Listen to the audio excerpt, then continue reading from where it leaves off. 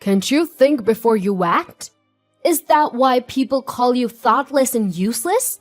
Apologize to me now, and it better be a sincere apology." When my husband talks to me like this, I have no choice but to comply. If I talk back, we will end up in a big fight, and it might lead to divorce again. I learned from my last divorce that a woman must not defy her man. So in my next marriage, I thought I should be more submissive. But deep down, I knew that was wrong. I don't want to make the same mistake twice.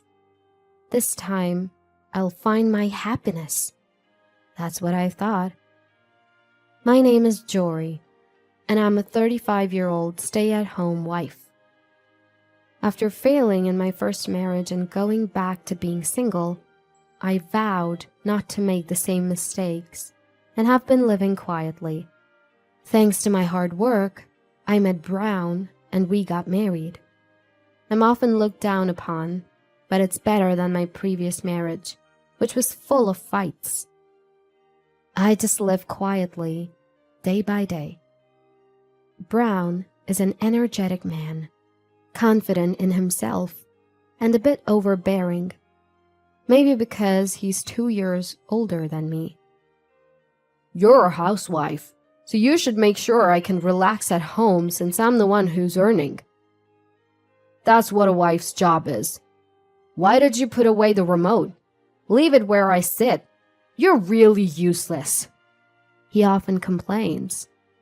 Or, "You need to work on being more attractive, even if it means faking youth. Make an effort to look younger than your age with makeup." He criticizes my appearance constantly. These were issues in my previous marriage too. And back then I would talk back to my ex-husband, resulting in big fights. Now, my thinking has changed, and I've decided to keep smiling and nodding without talking back. That's what I endure now. Marriage is all about patience. That's what I believed at the time. If I couldn't endure it, I wouldn't find happiness. In this marriage, I've been pretending to be less intelligent than I am. During my previous marriage, my ex-husband would rely on me when he was in trouble, but would say, "Smart women just aren't that charming."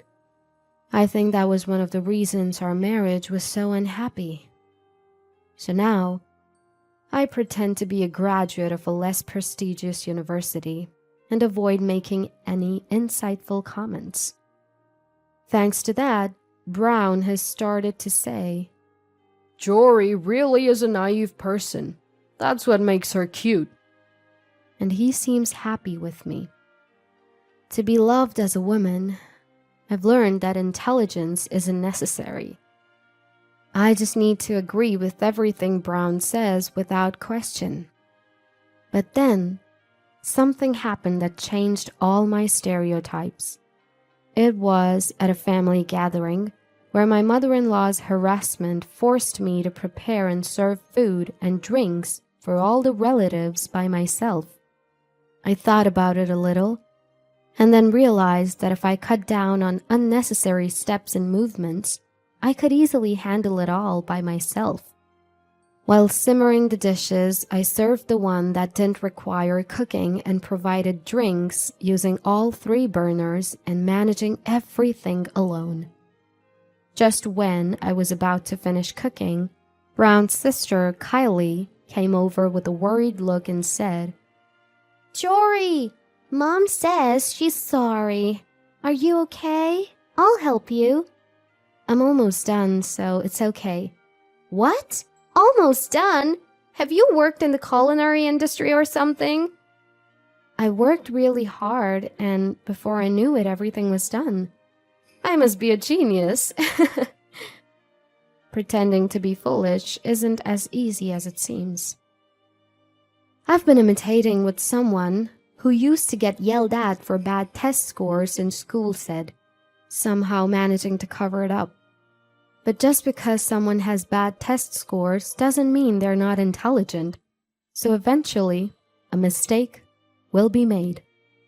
Pretending to be ignorant and not using my brain, telling myself that I'm stupid. Only then can I become a wife that Brown approves of. But Kylie saw right through my act. Even though she's 6 years younger, she spoke to me with more maturity than Brown and comforted me with kind words. Jory, don't push yourself. If you're struggling, it's okay to say so. My brother doesn't always understand other people's feelings, so I know it can be tough. Please, rely on me during family gatherings and don't try to do everything by yourself. Hearing this, tears welled up in my eyes. Pretending to be someone I'm not was painful, and the fact that I had to act foolish to be loved was heartbreaking. Thank you. Thank you. I thanked Kylie over and over and had her help me carry the food. Since then, Kylie and I have been chatting on social media and occasionally going out together. My in-laws consist of my father-in-law working overseas, leaving mother-in-law to manage the house on her own. That's why, when mother-in-law gets out of control, there's no one to stop her. I was glad to have Kylie on my side, and that was enough. But Kylie did more than I expected. At the next family gathering, when my mother-in-law tried to push work onto me, Kylie said, "Mom, a son's wife is someone else's precious daughter. If I get married, would you treat me the same way as Jory?" She defended me. At first, mother-in-law replied, "But Jory is a divorced person, right? People who get divorced must have some character flaws. If I don't educate her properly, Brown won't be happy. She's not smart and lacks skill, so I have to be strict." Have you ever asked her why she got divorced? I don't know about that. Well, that means you really need to see for yourself what kind of person Jory is. I know Jory's a good person, kind and very warm-hearted. But I'm worried because she sometimes neglects herself. You do see that, don't you, Mom? Kylie conveyed with utmost sincerity, and mother-in-law gazed at her thoughtfully before looking serious. Brown told me that you're struggling in your marriage because you're not very bright. But just like this kid says, even when I've given you impossible tasks at family gatherings, you've managed them effortlessly. If you were really dumb or inept, you wouldn't have been able to do them. See? Kylie exclaimed, and mother-in-law apologized to me. I've only been listening to Brown's opinion, and I thought it was right, Jory. I'm truly sorry for my rudeness until now. It's all right. Mother-in-law apologized to me repeatedly. Honestly, being told to do all the cooking never made me feel uncomfortable. I never even thought it was harassment, but I was slightly happy, thinking that mother-in-law and I might get along better from now on. After that, mother-in-law was tough on Brown. Stop complaining about Jory and start making an effort to be a good husband that matches her.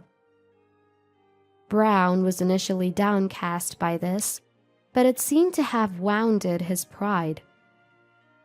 When he got home, he glared at me and yelled, "What did you tell Mom? Really, having a dumb wife is a pain." I didn't say anything. Even if mother-in-law says something, just be yourself. I told her that you've always treated me well at family gatherings. My bewildered response only made Brown angrier. Huh? You're saying you lied to me? So you don't really like me? No, I'm always grateful. Thanks to you, I, with no education and not very bright, can live. When I pleaded like this, Brown smirked with an eerie smile. Oh, really? Then you'll do whatever I say, right? Yes, I'll do anything. Then, because you messed up and I got yelled at by Mom, you'll get no allowance as punishment. I've been giving you $100 a month, but it'll be zero now. If you want it back, just think about pleasing me every day. Brown said that and retreated to the bedroom. Alone, I felt disheartened, muttering, was this marriage a mistake? Being prone to logical thinking, I tried to figure out what went wrong and how to do better next time. But I didn't really understand why Brown got so angry. If mother-in-law scolded him, it was his fault, not mine.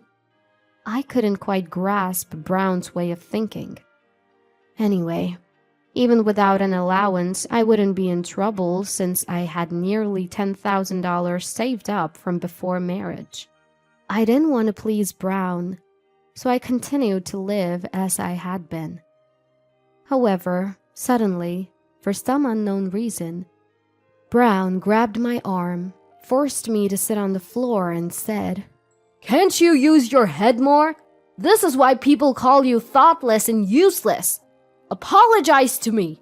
Deeply apologize to me. I didn't understand why Brown was so angry, and I apologized, humiliated by the situation. I'm sorry, I'm not bright enough to understand why you're angry, Brown. Really? You're the worst, incompetent woman. Don't sleep sitting like this all night. Figure out why I'm angry by morning, Brown said, then brought his phone charger into the living room and started charging his mobile phone. At first, I didn't understand what he was doing, but after he propped the phone with its back facing me, I heard a click sound. I'm recording you to make sure you don't move or sleep. You don't have a job since you're a stay-at-home wife, so staying up all night won't be an issue, right? But don't slack off on tomorrow's chores, or I won't forgive you, Brown said, and then went to the bedroom alone. I was a mess of disappointment, disbelief, and anger toward Brown. Regret surged within me, wondering why I had married such a man. I remembered that something similar had happened in my previous marriage. It wasn't that bad, but it seemed like my ex-husband also had a feeling of wanting to control me and wanting me to obey him at all costs. With that thought, the reasons for my failed marriages, both my previous one and the one with Brown, became clear. It was my poor judgment in choosing men. I became angry at my past self for not coming to this conclusion earlier. Choosing a man so similar to the last one, wasn't I just failing to learn from my previous mistakes? Once I understood that, the only thing left was a feeling of wanting to end this marriage, which was neither enjoyable nor anything else. All that's in me now is a resolve to absolutely divorce him. I stood up, took Brown's mobile phone, and stopped the recording. I sent that video to my own mobile phone, edited it into a 2-hour clip of me just sitting still, sent it to Brown's mobile phone, and put it back in its original place. Then, I lay down on the sofa and woke up at 6 a.m, hearing Brown rustling in the bedroom, and I went back to the floor. Brown seemed satisfied that I was sitting on the floor, but was shocked that the screen on his mobile phone had gone dark, and the video had stopped after about 2 hours. Did you do something to the video? Brown was making a fuss, but I pretended to know nothing, saying, Huh? I didn't do anything. I don't really understand mobile phones. Then, Brown seemed a little calmer and said, I'm sorry about yesterday. I got angry thinking you weren't trying to please me, I'm smart, so I didn't notice. But you're trying in your own not-so-smart way, right? He apologized with a condescending attitude. I was irritated, but I endured it and forgave him with a smile. Yeah, it's okay. Then Brown showed a relieved expression. Honestly, I don't care what Brown thinks because I'm gonna divorce him soon anyway. But I won't make it easy for him.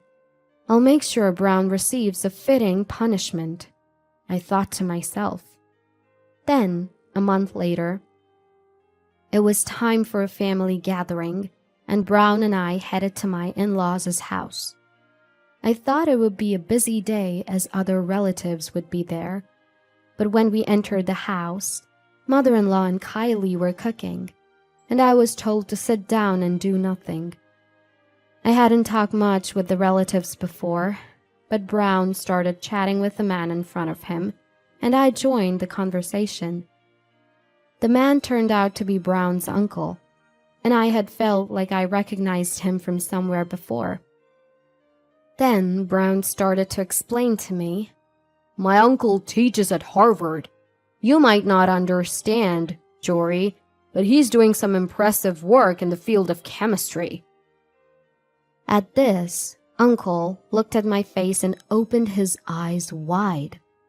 Brown, what are you talking about? There's no way Jory wouldn't understand that. These words left me even more perplexed. What are you talking about, Uncle? Jory graduated from a lower-tier university and can't even operate a mobile phone properly. She's not bright at all. Having a connection with a Harvard professor like Uncle. Brown was saying this, but Uncle smiled kindly at me and said, You're really quite excellent, aren't you? Why pretend to be foolish? Brown's the one who's actually at a much lower level. Doesn't it feel bad to be looked down on by someone like that? You should just be yourself. Uncle's loud voice caught the attention of other family members, and everyone at the table, including Mother-in-law and Kylie, turned to look at us. Well, I guess you're right. I'm getting tired of being ridiculed all the time. Shall I tell the truth? Actually, I graduated from Cambridge University. After that, I attended a graduate school in America. As I revealed this, Brown's face showed shock. What? You can't be! I think my IQ is around 150 or so, but that doesn't mean I'm smart. I end up marrying people like Brown, after all. I chuckled, and then Kylie spoke up. Jory, could it be that your previous divorce happened because you were too smart for your husband to keep up with? I had never talked about the reasons for my divorce, but it seemed Kylie had come to this conclusion. Well, yes, that's right. My ex-husband said I was unattractive because I was intelligent. He kept saying women should be quiet and do housework and only serve their husbands. I logically refuted him every time, and he eventually said he didn't want to be with me anymore. That's why I've been pretending to be foolish in my current marriage. As I explained, Uncle nodded and said, I knew it. You were at Harvard's graduate school for a while after Cambridge, weren't you? I thought I recognized you. I was surprised and said, I was there for only about a year before moving to another graduate school, but you remember well. Now that you mention it, I did feel like I had seen Uncle somewhere before. I never forget a face, though I'm not good with names. Besides, you were famous in the university for being both smart and beautiful. I thought you looked familiar, and, indeed, it was you.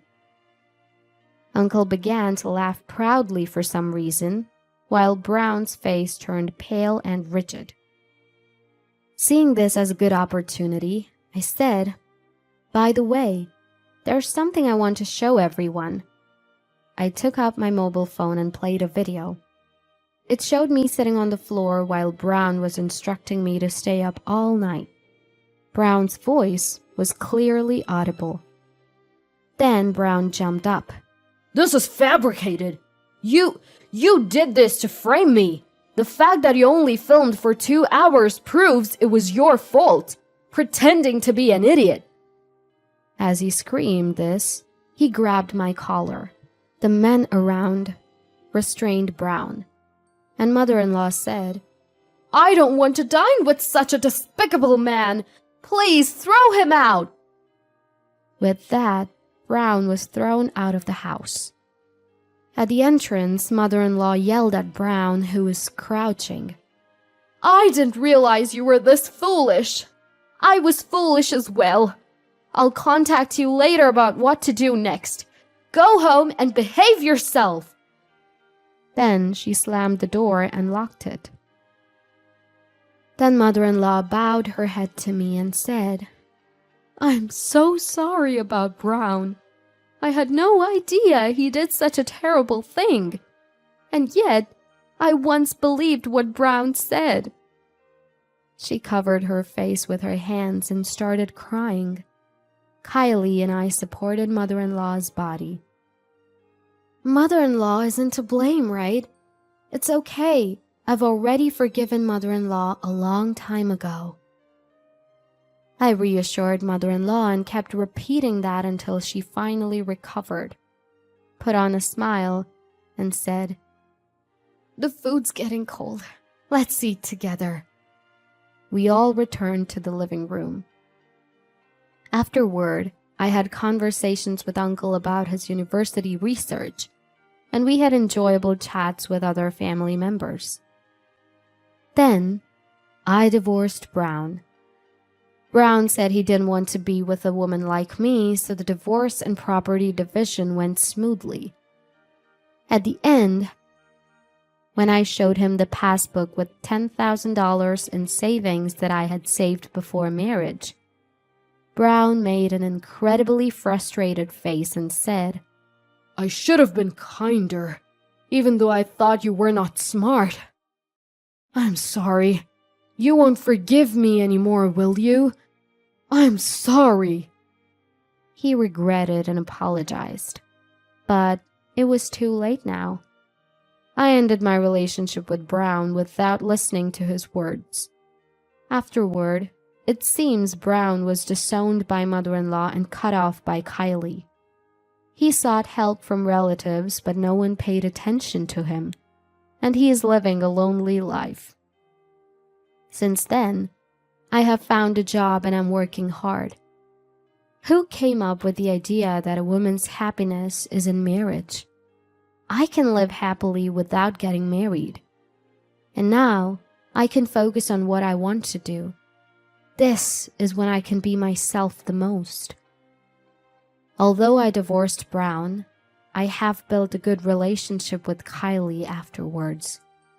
I plan to never forget being myself and occasionally meeting and spend fun times with those I want to get along with.